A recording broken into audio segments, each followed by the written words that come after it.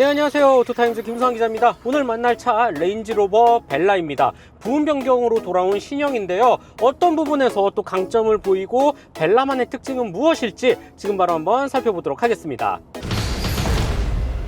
레인지로버 벨라 외관부터 빠르게 살펴보도록 하겠습니다. 일단 부분 변경으로 돌아왔지만 도대체 어디가 바뀌었지? 라고 생각이 들 정도로 변화의 폭이 크지 않습니다. 벨라 같은 경우는 워낙 디자인이 이쁘고 아름다웠잖아요. 랜드로버 입장에서 굳이 신형이라고 해서 바꿀 필요를 못 느꼈던 것 같아요. 저는 충분히 이해가 갑니다. 그 정도로 지금 봐도 정말 너무 이쁘고 아름답습니다. 일단 앞모습부터 차근차근 살펴보면 단정한 그릴은 크기 자체도 살짝 작을 뿐만 아니라 이 램프와 연결되는 형태가 심리스 형태로 매우 매끈하게 잘 표현이 되어져 있죠. 이 헤드램프 디자인이나 안쪽 구성이 조금 달라지기는 했는데 이 역시 벨라 마니아가 아니면 쉽게 알아차리기는 힘듭니다. 대표적으로 이 방향지시 등의 위치가 기존에는 아래에서 물결로 흘렀다면 지금은 위쪽에 달려 있어요. 이런 부분이 그나마 가장 큰 차이점이다 라고 말씀드릴 수 있을 것 같고, 범퍼의 형태라든지 레인지로버 레터링이 보닛 위에 크게 붙어져 있는 이러한 느낌까지도 전부 다 동일합니다. 옆모습은 벨라의 특징을 살펴볼 수 있는 가장 대표적인 포인트가 되지 않을까 라는 생각이 드는데 정말 매끈해요. 그 어느 부분에서도 경계면이 보이지 않습니다. 하나의 면으로 끝에서부터 끝까지 옆면이 온전히 쓰다듬어도 걸리적거리는 부분이 없을 정도로 디자인 퀄리티 완성도가 매우 뛰어난 게 벨라이지 않나 라고 생각이 들고요. 보닛의 장식과 팬더에서 앞문짝 쪽으로 이어지는 길다란 가니쉬 뿐만 아니라 사이드미러의 조합 유광블랙으로 잘 위치해져 있거든요.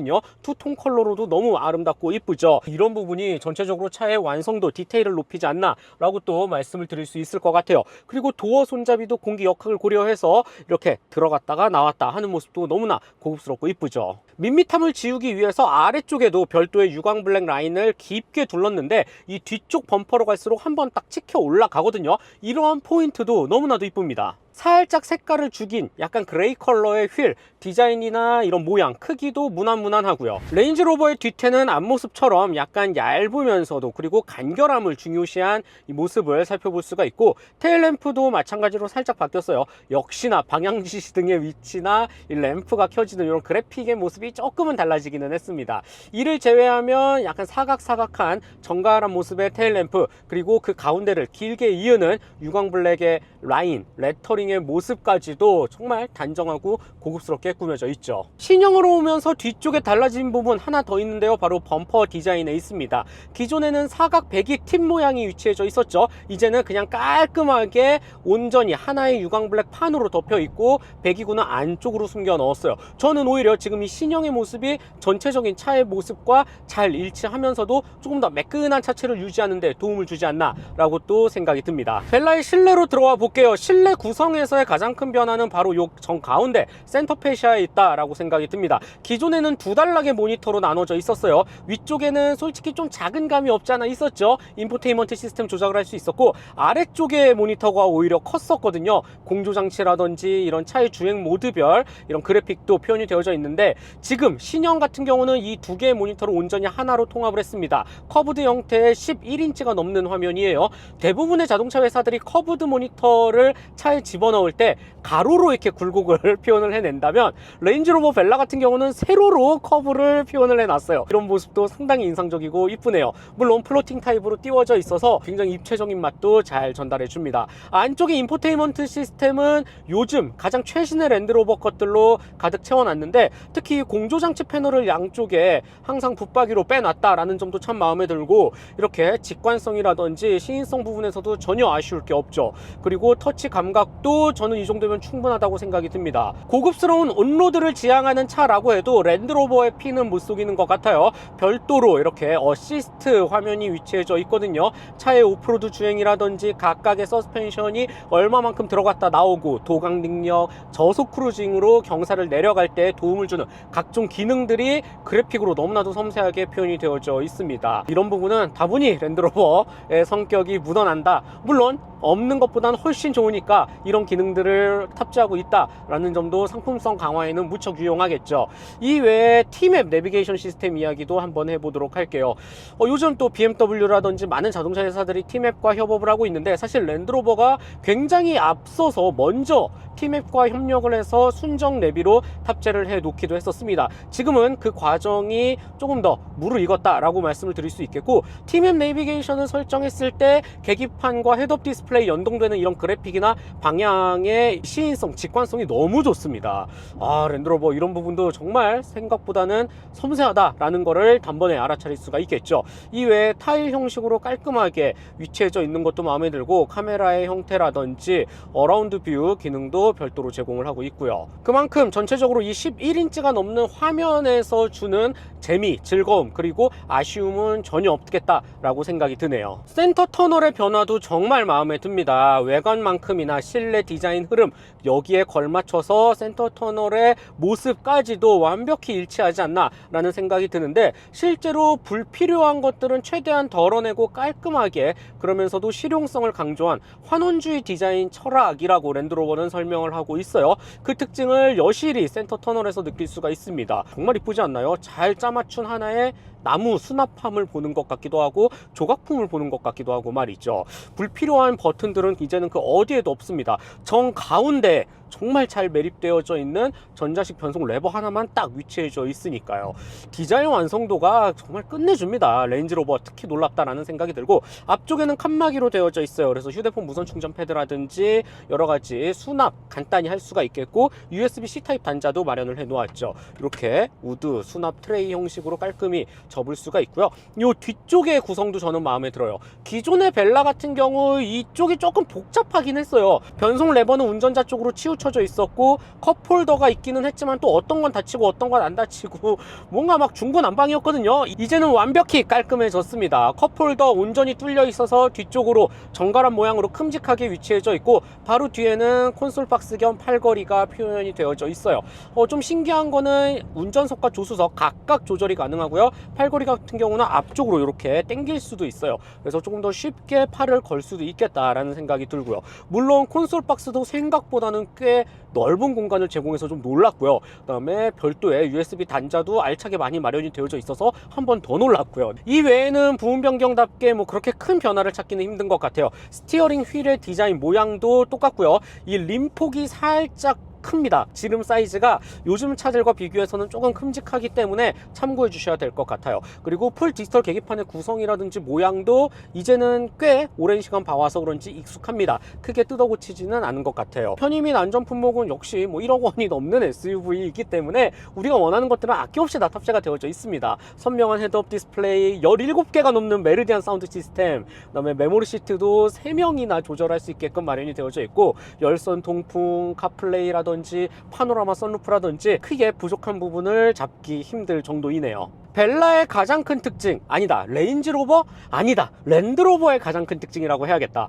바로 요 고급감입니다. 감성 품질이라고 저는 말씀을 드리고 싶은데, 특히 벨라에서 더욱더 두드러져 보이지 않나 라는 생각이 들어요. 운전석 뿐만 아니라 뭐 조수석 뒷좌석에 다 앉아도 단번에 느낄 수가 있습니다. 차를 모르는 사람들도 말이죠, 진짜 고급스럽다 라는 단어가 먼저 입에서 튀어나옵니다. 그 정도로 눈에 도는 곳곳마다 럭셔리한 모습을 잘 표현을 해내고 있는데, 이렇게 투톤 컬러의 가죽, 그 다음에 가죽의 범위도 상당히 넓게 큼직큼직하게 둘렀잖아요. 착좌감, 그리고 가죽을 눌렀을 때 시트도 마찬가지이고요. 너무나도 푹신하고 부드럽고 좋습니다. 센터 터널 같은 경우도 우드의 이 질감이라든지 느낌, 이 도어 패널에도 달아져 있거든요. 결코 올드하거나 하지 않고 진짜 세련되고 너무나도 모던하고 고급스럽습니다. 딱 한 가지 아쉬운 점을 꼽으라면 뭐 조명 정도? 랜드로버 계열이 조명에 조금 인색하기는 해요. 벨라도 마찬가지인데 요 안쪽 포켓 정도에 약간 은은하게 들어오는 수준에 머뭅니다. 독일차 브랜드들이 굉장히 화려하고 좀 볼거리를 제공하는 것과는 조금 반대가 되죠. 근데 뭐 조명 빼고는 나머지는 완벽합니다. 이 급의 SUV들과 비교해서도 단연 원탑이지 않을까라는 생각이 감이 들 정도이거든요. 실제로 딱 운전을 함에 있어서 자부심을 뿜뿜 하게 만드는 게 바로 요 벨라이지 않을까라고 말씀드리고 싶습니다. 벨라의 2열, 솔직히 2열 구성은 조금은 아쉬운 것 같아요. 1억 원대 라이벌들과 비교하면 더더욱 말이죠. 공간 자체가 엄청 여유롭거나 넓지는 않습니다. 무릎 공간이 생각보다는 좀 좁은 것 같아요. 머리 윗 공간은 그래도 충분히 제 역할을 해내는데 무릎 공간이 잘 나오지는 않습니다. 그리고 가운데 턱도 제법 높은 편이라서 성인이 가운데 앉아서 이동을 하기에는 조금은 불편하지 않을까라는 생각도 들게 하네요. 편의 품목은 그래도 알차게 잘 꾸며져 있어요. 송풍구라든지 열선도 3단계씩 각각 조절이 가능하고 USB 단자도 마련해 놨고요. 그다음에 팔걸이경 컵홀더, 햇빛 가리개가 없다라는 거는 조금은 아쉽긴 하지만 그래도 전동식 리클라이닝 기능을 제공을 합니다. 이런 부분도 편의 품목 강화라는 측면에서 보면 이점이 되겠죠. 그래서 전체적으로 차를 편안하게 이동하는 데에는 크게 문제는 없겠지만 기본적인 공간이라는 부분에서는 조금은 아쉬울 수 있겠다. 좋게 말하면 약간 안락함을 조금 더 키운 2열이지 않을까라는 생각을 하게 됩니다. 반대로 트렁크 공간은 꽤 넓었어요. 2열에서의 아쉬운 부분을 트렁크에서 상쇄시키네요. 전동 트렁크를 쫙 열었을 때 네모 반듯하게, 그러면서도 상당히 안쪽으로 깊게 트렁크가 위치해져 있고 러기지 스크린이라든지 이 트렁크 바닥면에도 제법 큼직한 공간들이 많이 있었거든요. 이런 부분 수납이라는 영역에서는 트렁크는 충분히 만족스럽다라고 평가 내리고 싶습니다. 자, 그렇다면 레인지로버 벨라 주행 느낌은 어떨까요? 일단 신형으로 오면서 국내 트림 간소화했습니다. P250과 P400 두 가지로 딱 나뉘고요. P250은 4기통 2.0L, P400은 6기통 3.0L라고 생각하면 좀 쉬울 것 같아요. 그리고 이 차명이 최고 출력입니다. 그만큼 더 외우기도 쉽겠죠. P250은 250마력, P400 지금 제가 타고 있는 이 시승차 최고 출력 400마력입니다. 최대 토크는 56kgm를 발휘하고요. 예전에 P380과 비교하면 출력도 많이 올랐고 토크의 영역도 상당히 껑충 상승을 했다라고 말씀을 드릴 수가 있겠습니다. 그만큼 성능이라는 부분에서는 크게 걱정할 필요가 없다라고 말씀을 드리고 싶고, 실제로 주행을 함에 있어서도 마찬가지예요. 굉장히 가볍고 경쾌하게 잘 나가는 모습을 볼 수가 있죠. 실제로 벨라 정지 상태에서 시속 100km까지 가속시간 5.5초면 충분하고요. 안전 최고 속도 250km에 향해져 있습니다. 지금과 같이 뻥 뚫린 길에서 살짝만 가속 페달을 밟으면 너무 좋아요. 2000rpm부터 한 번에 확 치고 올라가면서 4500 그 이상까지도 지치지 않게 속도를 밀어붙이는 모습을 볼 수가 있습니다. 상당히 빠른데? 기대 이상이에요, 솔직히. 실제로 이 최대 토크가 나오는 범위 2000에서 5000rpm까지 굉장히 넓은 영역에서 플랫하게 쫙 뿜어져 나오거든요. 그 특징을 여실히 느낄 수가 있고요. 6기통 3.0 엔진이 주는 기본적인 풍부한 힘도 매력적이지만 그 토크가 주는 한순간의 그 펀치력 그걸 온전히 느끼게 되면 굉장히 즐겁게 운전을 할 수 있지 않을까라는 생각을 하게 됩니다. 다시 한번 가속 페달을 깊게 쭉 밟았을 때 나가는 발진 가속도 굉장히 경쾌하고 상당히 가뿐하다라는 생각이 들어요. 레인지로버라고 하면 기본적으로 커다란 차체, 약간 묵직한 감각을 바탕으로 그냥 여유롭게 크루징을 이어나가는 성격이 강했잖아요. 하지만 같은 레인지로버 배지를 달기는 했지만 벨라는 다릅니다. 약간 스프린터 같아요. 그 정도로 굉장히 가볍고 몸이 완전 날아다닐 것만 같은 그런 모습으로 이 가속에서 상당히 기분 좋은 실력을 발휘해냅니다.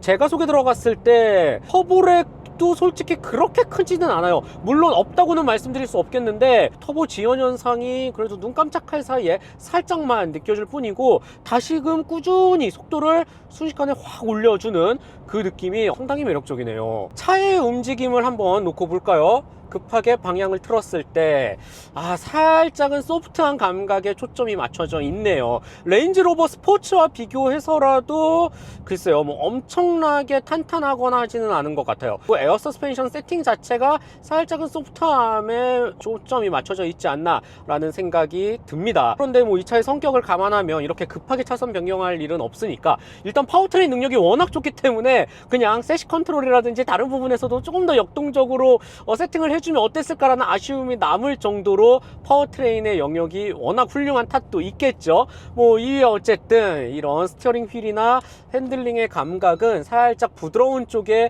초점이 맞춰져 있다 이해해 주시면 좋을 것 같아요. 역동적으로 핸들을 돌리기보다는 장거리 크루징에서 이 강력한 성능을 바탕으로 시원스럽게 쭉쭉 빠르게 내려갈 때 참 마음에 들지 않을까라는 결론을 내리고 싶고, 그 중심에는 역시 서스펜션이 있겠죠. 에어 서스펜션이 진짜 훌륭합니다. 지금과 같이 되게 좋지 않은 길을 지나고 있음에도 불구하고 엉덩이는 그냥 편안해요. 탑승자가 느끼는 불쾌한 감각은 어디에도 찾아볼 수가 없습니다. 승차감이 너무 좋으니까 뭐 아까처럼 요리조리 차선을 변경할 이유도 없을 뿐더러 그냥 너무나도 즐겁고 쾌적하고 여유롭게 고속주행만 하고 싶게 만드는 승차감이지 않나라는 생각이 듭니다. 요철을 여러 군데 만나도, 그리고 빠른 속도로 요철을 통과를 해도 지금처럼 말이죠, 벨라 상당히 좋은 승차감을 갖고 있다, 2열에서도 온전히 느낄 수가 있겠죠. 이런 부분 차가 갖고 있는 성격이 명확히 또 드러나지 않나 라고 말씀을 드리고 싶습니다.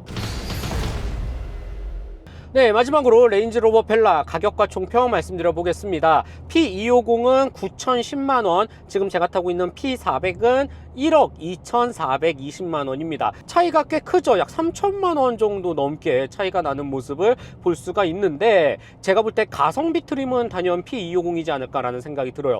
특히 신형으로 오면서 P250의 경우 가격을 기존 대비 거의 900만원 가까이 낮췄거든요. 그래서 9,010만원이라는 또 아주 매력적인 가격도 만들어냈습니다. 랜드로버 코리아 칭찬할 부분이고, 물론 6기통 3.0이 주는 이 풍부한 힘도 너무 좋지만 3천만원 갭을 생각하면 P250도 너무 좋은 선택이 되지 않을까라는 생각을 하게 되네요. 개인적으로는 평가가 절하되어 있는 차가 아닐까라는 생각이 듭니다. 너무 잘 만들었고, 레인지로버 시리즈가 줄 수 있는 그 어마어마한 품격과 고급스러움, 우아한 감각을 굉장히 합리적으로 즐길 수 있는 차가 벨라이거든요. 하지만 가격 자체가 아무래도 좀 레인지로버 시리즈는 높다 보니까 공간 면에서도 선택지에서 라이벌 탭이 조금 부족하기 때문에 주목을 못 받지 않았나라는 생각이 드는데, 실제로 타보면 벨라가 줄 수 있는 가장 강력한 강점 포인트가 꽤 많이 있습니다. 그런 부분을 잘 고려한다면, 물론 나는 SUV를 살 때 뭔가 큰 공간도 물론 중요하겠지만 엄청나게 활용성을 강조하기보다는 이 차가 주는 커다란 차체 사이즈를 바탕으로 품격 있고 여유 있고 좀 더 고급스러운 감각을 원해 하는 소비자분들도 분명히 있으실 거거든요. 그런 관점에서 놓고 봤을 때는 벨라는 굉장히 좋은 선택지가 될 수 있습니다. 네, 오늘은 랜드로버 라인업 중에 가장 트렌드 있고 세련되고 모던하면서도 아름다운 대표 주자죠, 레인지로버 벨라를 만나봤고요. 역시나 부분 변경도 기대 그 이상의 만족감을 주면서 상당히 고급스럽고 또 이 럭셔리한 감각을 온전히 누리지 않았나 라는 생각도 하게 됩니다. 네, 저는 다음 시간에 더 재미있고 유익한 내용 들고 찾아뵙도록 하겠습니다. 즐겁게 보셨다면 좋아요, 구독 꼭 한 번씩만 부탁드릴게요. 오늘 지금까지 오토타임즈 김상기자였습니다. 안녕.